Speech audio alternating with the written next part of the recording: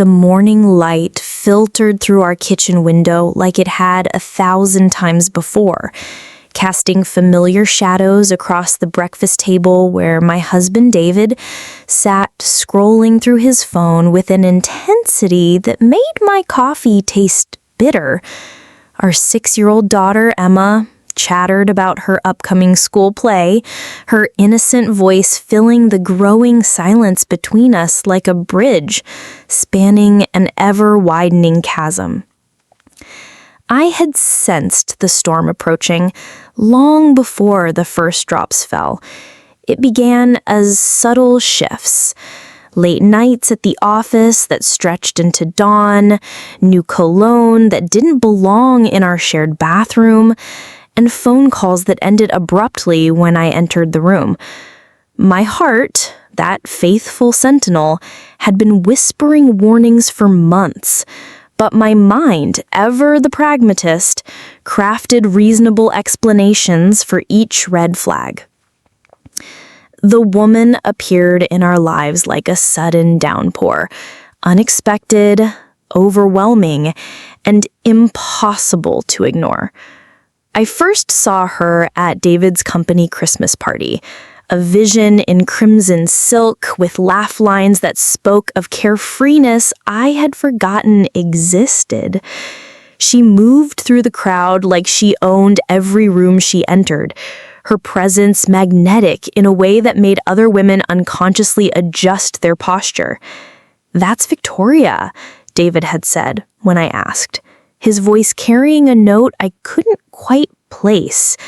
"She's heading our new marketing division." I watched her that night, the way she commanded attention without demanding it, how she spoke to my husband with a familiarity that made my chest tighten. There was something predatory in her grace, a calculated charm that set my instincts ablaze, even as I smiled politely and made small talk about quarterly reports and holiday plans. The changes in David accelerated after that party. He began arriving home with shopping bags containing clothes I'd never seen him wear, tailored shirts, expensive watches, cologne that transformed him into someone I barely recognized. Our conversations, once flowing rivers of shared dreams and daily observations, became shallow streams of logistics and necessary pleasantries. "We need to talk," he said one evening in February, his words cutting through the domestic tranquility like a blade through silk. Emma was in bed, her fairy tale dreams undisturbed by the nightmare unfolding downstairs. I knew before he spoke what storm was about to break over our lives. The knowledge sat in my stomach like a stone, heavy and cold. But when the words came, "I want a divorce, Sarah. I'm not happy anymore," they landed like physical blows. Each syllable a small death. My first instinct was to scream, to rage against the injustice of it all, to demand explanations and make dramatic pronouncements about love and commitment. Instead, I found myself becoming eerily calm, as if some ancient wisdom had awakened within me. I looked at this man I had loved for 10 years, the father of my child, and saw a stranger, drowning in his own confusion. "Is there someone else?" I asked quietly, my voice steady despite the earthquake in my chest. He had the grace to look ashamed. "It's complicated." "No," I replied, surprising myself with the steel in my voice. "It's actually quite simple. There either is or there isn't." The papers arrived 3 weeks later, delivered by a courier with apologetic eyes. Emma was at school, and I was alone with the legal documentation of our disintegrating marriage. I held the manila envelope in trembling hands, understanding that everything I had built, Everything I had believed in was reduced to court filing numbers and property division schedules. But as I sat in our empty kitchen, surrounded by the echoes of breakfast conversations and birthday celebrations, something crystallized within me. David might be lost to Victoria's siren call, but I refused to be the hysterical ex-wife the cautionary tale whispered about at dinner parties. If he wanted to chase fool's gold, I would let him, but I would not make it easy, and I would not abandon the treasure he was too blind to see. The art of watching became my new religion. I observed David's transformation with the detached fascination of a scientist studying a specimen. The man who once wore the same 3 ties in rotation now sported designer accessories that cost more than our monthly grocery budget. His car, a practical sedan that had served us well for years, was traded for a sleek convertible that screamed midlife crisis to anyone with eyes to see. I learned patience in ways I never thought possible. While other women might have hired private investigators or confronted the other woman in dramatic parking lot scenes, I chose surveillance of a different kind. I became a student of human nature, watching as David lavished Victoria with gifts that appeared on his credit card statements. Jewelry, weekend getaways, dinners at restaurants whose prices would have once made us laugh at their absurdity. Emma, sweet Emma, became my anchor to sanity. Her innocent questions, why doesn't Daddy eat dinner with us anymore, and when is Daddy coming to my play, broke my heart, even as they strengthened my resolve. I would not let her become collateral damage in her father's midlife awakening. Every night, I tucked her into bed with stories about brave princesses and promised tomorrows, even as I wondered what tomorrow would actually bring. My strategy was born not of revenge, but of understanding. I knew David, knew the man beneath the expensive cologne and designer shirts. He was fundamentally decent, which meant his current state was aberration, not evolution. Men like my husband didn't typically abandon their families for shallow attractions unless they were temporarily blinded by something that felt like salvation from ordinary life. Victoria, I realized, was selling him a fantasy. She represented everything he thought he was missing: adventure, passion, the thrill of being desired by someone who didn't know about his tendency to leave dishes in the sink or his anxiety attacks before important presentations. She was offering him a version of himself that existed only in her presence, a man unencumbered by the beautiful, messy reality of actual life. I watched her social media like a hawk studying prey patterns. Her posts painted a picture of someone for whom life was an endless series of Instagram-worthy moments. Champagne brunches, designer handbags, vacation photos from places that looked like movie sets. It was a carefully curated existence that bore no resemblance to real life with its sick children, mortgage payments, and 6 a.m. alarms. The first crack in David's facade appeared in April. He came to pick up Emma for their court-mandated weekend, and I noticed the stress lines around his eyes, the way his shoulders carried tension like a physical weight. His new lifestyle, I realized, was expensive in ways that went beyond money. "Everything okay?" I asked, casually, as if we were still the kind of people who shared concerns with each other. "Just work stuff," he replied, but his smile was brittle around the edges. I learned later that his company had lost a major client, partially due to what his boss diplomatically called distraction issues. David's work, once his source of pride and stability, was suffering under the weight of his personal chaos. Meanwhile, Victoria's demands had not decreased to match his reduced circumstances. The second crack came when Emma returned from a weekend with her father, unusually quiet and thoughtful. Daddy's friend is really pretty, but she doesn't like kid movies. She wanted to go shopping instead of to the park. I felt my heart clench. Victoria was revealing herself as I had known she would. The woman who could charm adults at cocktail parties had little patience for a 6-year-old's need for attention and playground time. To her, Emma was an inconvenience, a reminder of David's other life that complicated the fantasy narrative. My opportunity came in May, delivered by pure chance and careful observation. I had been tracking Victoria's social media patterns, noting her favorite restaurants and shopping locations. It wasn't stalking, it was reconnaissance, gathering intelligence about the woman who had inserted herself into my family's story. I saw them first, Victoria and another man, someone I didn't recognize, sharing an intimate lunch at an upscale bistro across town.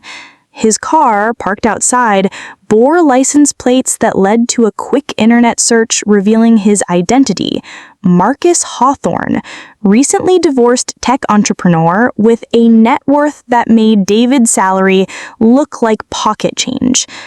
They were holding hands across the table, their body language speaking of intimacy that went beyond casual friendship. She threw back her head and laughed at something he said, the same throaty laugh I'd watched her use to charm my husband at cocktail parties. I took photos, not for blackmail or public shaming, but for the moment when David would need to see the truth about the woman for whom he was sacrificing everything. I understood that some truths can only be received when the recipient is ready to hear them, and David was still deep in his intoxication. The moment came sooner than I expected.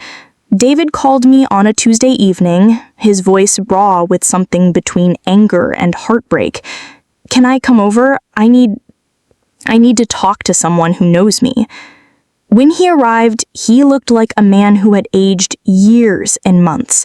The expensive clothes couldn't hide the hollowness in his eyes, the way he moved like someone recovering from a physical illness. "She's seeing someone else," he said without preamble, collapsing into the chair that had once been his favorite spot for reading bedtime stories. "I saw them together tonight, at that place downtown where she and I used to go." I could have said, "I told you so."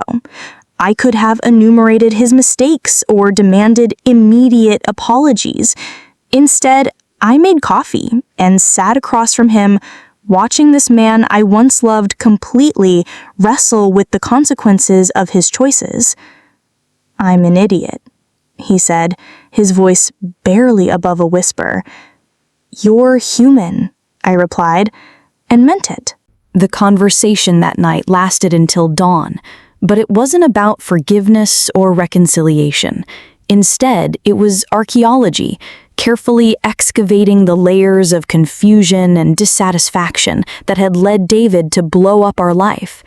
He talked about feeling invisible, about the weight of responsibility, about how Victoria had made him feel like the most important person in any room.